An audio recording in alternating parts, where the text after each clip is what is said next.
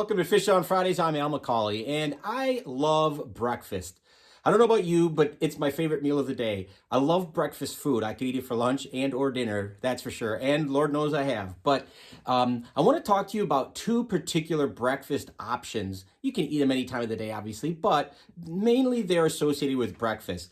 And before I start, by the way, I want to just put this out there. In an earlier episode back in Lent, I talked about the origin of the word breakfast, that it comes from the Benedictine tradition where monks could break their fast before going out in the day to labor and toil under the hot sun during Lent. Typically, they were only able to eat one meal a day, but that's where we get our word breakfast from. We wake up in the morning, we break our fast from the previous day by eating a small meal. Anyway, I want to talk again about, like I said, two different breakfast items, typical breakfast menu items.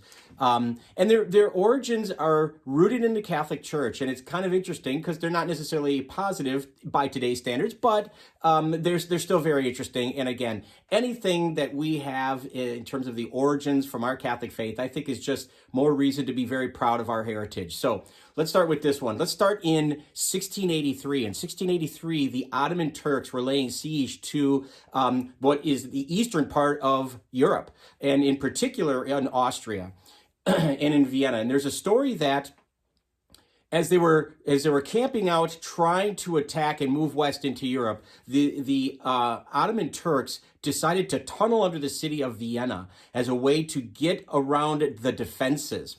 Well, there was a baker. He was a Christian baker. He was up early, very early, as bakers will do, to kneading the dough and get ready for that day's selling of his goods.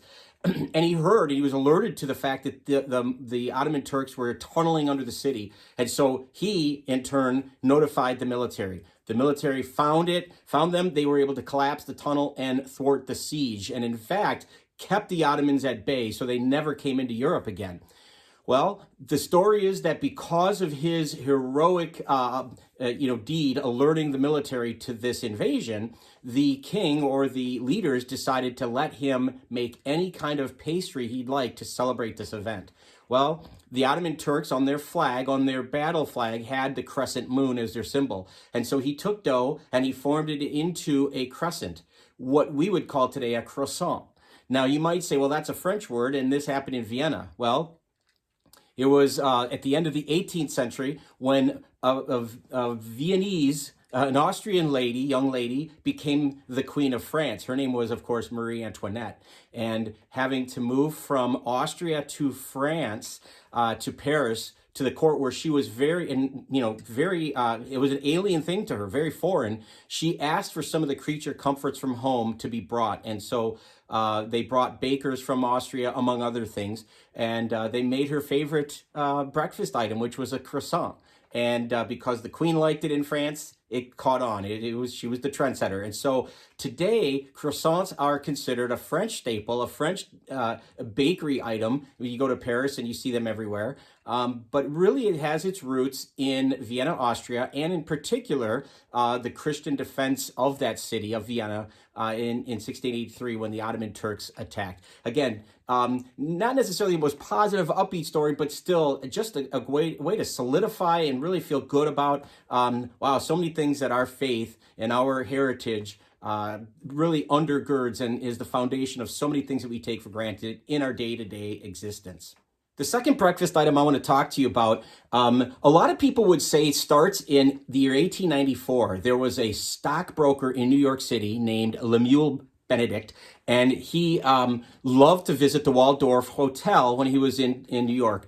And he always asked off menu for his favorite breakfast, which included poached eggs and hollandaise sauce. Among other things, this little thing, and bacon, crisp bacon. People will point to that as the origin of a breakfast staple we call today Eggs Benedict. And they say it's named after him, Lemuel Benedict, that was his last name. Interestingly, as a side note, some people have claimed forever that Eggs Benedict is the cure for a hangover. Not that I would know, this is what I hear, so I don't know this from experience.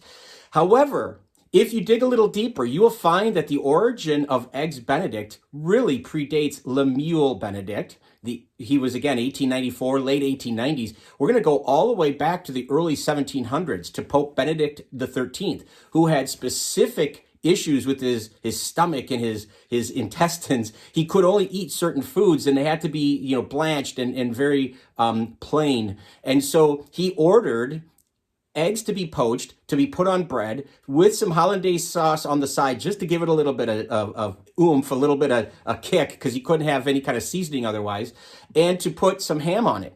And so he loved this breakfast item. He loved this food so much that it was synonymous with him. And so Benedict the 13th is really the origin of our breakfast staple, Eggs Benedict.